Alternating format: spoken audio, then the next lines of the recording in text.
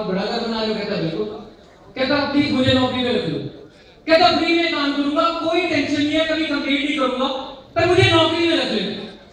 The person was amazed. और India में free की चीज मिले कोई नहीं करता, तो वो सीधा जाता है बंदे को यस कर देगा।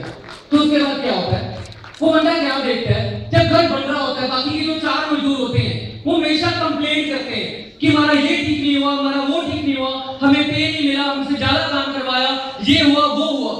लेकिन जो एंड में मजदूर होता है, जो लास्ट में आया था, वो दिन रात लगा रहता है, पूरा हार्डवर्क करता है, हद से ज्यादा मेहनत करता है, कभी कंप्लेंट नहीं करता, कभी डिमांड नहीं करता, जस्ट अपने काम के ऊपर फोकस करता है।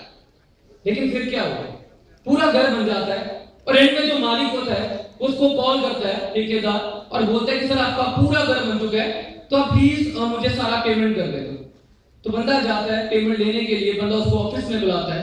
तो बंदा जब पेमेंट लेने के लिए जाता है, बंदे के होश उड़ जाता है, क्योंकि जब बंदा पेमेंट लेने के लिए जाता है बंदा हैरान हो जाता है। क्यों? क्योंकि जो वो 5वां मजदूर आया था घर बनाने के लिए, वो 5वां मजदूर ही उस वक्त चेयर पे बैठा होता है और वो उसके हाथ में चेक रखता है और बोलता है कि वो जो 5वां मजदूर है ना जिसने सारा घर बनाया था वो मैं ही हूं। He was shocked. वो कहते थे सर एक बात मुझे समझ में नहीं आई, चलो एक बात समझ आ गई, आपने पूरा घर बनाया, लेकिन सर आपने कभी कंप्लेंट नहीं किया, आपने कभी नहीं बोला कि मुझे ज्यादा चाहिए, आपने कभी कंप्लेंट नहीं किया, आपने कभी भी मुझे नहीं बोला तो क्या ज्यादा कर रहे हैं, क्या कम कर रहे हैं, क्यों सर? कहता है इसका एक कारण है। कहता जब जब मैं ईंटें रख रहा था ना बाकी मजदूरों में, और इसमें एक फर्क था, जो बाकी मजदूर ईंटें रख रहे थे वो किसी और के घर के लिए रख रहे थे, मैं ईंटें रख रहा था तो अपने घर के लिए रख रहा था। मुझे ये बात का अंदाजा था कि मेरी लगाई हुई हर एक ईंट वो एक ऐसी दीवार बनाएगी कि दीवार के अंदर मैं नहीं रहना दो। अरे मुझे अंदाजा था कि वो मकान चाहे बंद दीवारों से रहा है, ईंटों से रहा है, लेकिन जिस दिन मैं अंदर बैठूंगा ना तो छत का मजा भी मुझे ही लेना है। तो उसी तरह there are 2 types of individuals in the Indian world. First, that are working with vision. Second, that are working without vision. The person that are working without vision are the person that are always complaining. The person that are working without vision are the person that are really found in the complaining side. But on the other hand, the person with the vision, they don't have the financial background, but still they are running. मुझे आज तालियों का शौक नहीं है, मुझे शौक नहीं है कि आधे लोग यहाँ जा चुके हैं, क्यों मैं ये शौक रखूं? मुझे अंदाजा है इस बात का। मेरे वो स्टेट्स जो आज मैं घूम रहा हूँ, मेरी हर वो मीटिंग जो आज मैं लगा रहा हूँ, वो मेरी एक ईंट, एक ऐसी ईंट जो लग रही है, दिन रात लग रही है, कोई जाने ना जाने, लेकिन ये सिमरजीत सिंह ग्रोवर वर्कर मजदूर जानता है कि जो घर बना रहा है ना, जिस दिन उस घर की छत में बैठेगा ना तो उसको याद होगा कि ड्रीम और विजन रियलिटी में बदल सकता है।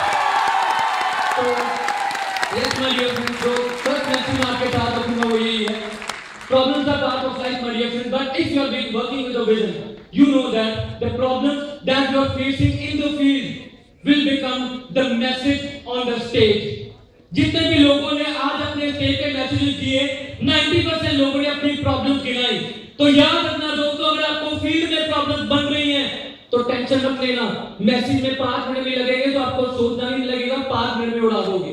तो जो पहला मैसेज मैं आपके लिए यही करूंगा, वर्क विद द विजन। और सेकंड मैसेज मैं अपनी टीम के लिए रखूंगा, वो क्या है, तो ये मेरे ख्याल से बहुत जरूरी होगा। सेकंड मैसेज, अब कुछ बच्चे होते हैं जो 1 साल में सिल्वर नहीं है, कुछ बच्चे होते हैं जो 1.5 साल में सिल्वर नहीं है, कुछ बच्चे होते हैं जो 2 साल में सिल्वर नहीं है, तो उनके दिमाग में एक बात रख जाती है कि सिमर सर आपने तो 2 साल में 5.5 लाख का गाड़ी ले लिया था, आपको सुन के तो सेल आ जाएगा, लेकिन मैं 2 साल में क्या बोलूंगा कि मेरी 30 की टीम है, मैं 2 साल में क्या बोलूंगा कि मेरा 8100 का चेक है, मैं 2 सालों में क्या बोलूंगा कि मेरे अभी तक 32,500 पूरा नहीं हुआ। तो एक इंसान मुझे ज्वाइन क्यों करेगा? मेरी तो टेस्टिमोनियल बहुत वीक है, और मेरे सीनियर्स बोलते हैं प्रेजेंटेशन टेल्स, टेस्टिमनी सेल्स, लेकिन मेरा सेल करने के लिए टेस्टिमनी बचा ही नहीं है, तो एक इंसान मुझे क्यों सुनेगा? आज मेरा उस इंसान को आंसर है, लोग तुझे क्यों सुनेंगे? याद रखना दोस्त, टेस्टिमनी कभी वीक नहीं होती है।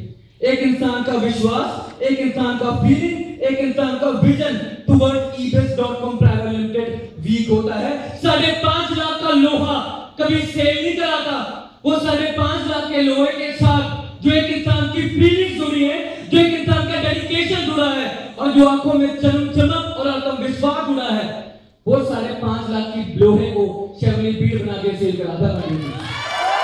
तो मेरा सेकंड मैसेज रहेगा वो यही है, याद रखना 22 साल तक अच्छी टेस्ट बनी नहीं है, टेंशन मत लेना, क्योंकि किसी भी इंसान को, चाहे वो लखपति है, चाहे वो करोड़पति है, चाहे वो अरबपति है, किसी के अंदर ताकत नहीं है कि वो अपने पास को बदल सके, लेकिन हम मनुष्य हैं।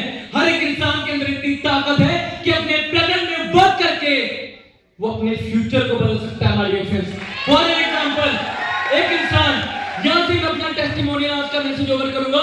एक इंसान जिसको मैं हद से ज्यादा फॉलो करता हूं, 2.5 साल तक लोग बोलते थे वीक टेस्टिमनी, अगले 2.5 साल की यहां पर 70 lakh creator of rocky star and top ranker, I am talking about mister Mandeep Singh Chahal ji. This is what you can do my friends. और लास्ट मैसेज, और सर ये उठने के बाद याद दिला दिया, खुंदक लेके जा रहा हूं और पंजाबी में बोल रहा हूं, बहुत हो गया सर। आज डायमंड के लिए 4 घंटे से वहां बैठो, कभी यहाँ कभी वहां कभी वहां। आज पता लगा हाईएस्ट ऑफ द वीक और डिप्लोमेट का क्या लेवल है सर। डिप्लोमेट से पहले मैंने टॉप रैंकर्स के लिए था, मुझे 3 हफ्ते का हमारा टारगेट था जिसके लिए हम लोग लड़ रहे थे sir. Within 1 month diplomat और highest of the week sir, आप भी जानते हो उस लाइफ में मेरा बहुत कम फोकस है, लेकिन आज पूरे होशोबाज में, पूरे पंजाब के सामने सर, आप मेरे प्रैक्टिकल लाइफ में जानते हो, within 1 month sir highest of the week और डिप्लोमेट, ये दोनों हम लोग कंप्लीट करेंगे। और बस मेरा एक ही सपना है जिसका मैं एंड करूंगा, जब रोहित चोपड़ा सर आते हैं ना सर स्टेज पे, आपके और हरप्रीत सर की आंखों में एक चमक दिखती है, वो रोहतक टीम जब अनाउंस होती है ना सर, ऐसा चमक दिखती है। जब डाउनलाइन कुछ करती है तो सबसे बड़ी चमक अपलाइन में दिखती है, लेकिन सर कुछ चीजें का आंसर टाइम देती है। जो रोहित चोपड़ा जी मेरा 1.5-2 सालों से कर रहे हैं, वो मेरी 4-5 महीने से स्टार्ट हुई है, लेकिन सर कुछ चीजों का आंसर टाइम में होता है। अब एक बच्चा 18 साल में बड़ा होगा, उसको मैं बोलूं 4 साल में बड़ा होगा, नहीं होगा। आप भी जानते हैं, now it's a matter of time. लेकिन सर मैं आपको वादा करता हूं, अगर एक कन्वेंशन रोहतक में होगी, अगर एक कन्वेंशन बीकानेर में होगी, तो सर ये आप भी जानते हैं एक कन्वेंशन टॉप रैंकर्स की होगी। सर बस एक ही मेरा सपना सर, थैंक गॉड। और सर इनमें बस सर आपको मेरा एक सपना रहेगा, और क्योंकि हमारी प्रैक्टिकल अप्लाइंग है, लास्ट मेरा एक और मैसेज रहेगा कि प्लीज उस अप्लाइंग को फॉलो करना जो आपको प्रैक्टिकल सॉल्यूशन दे सकती है।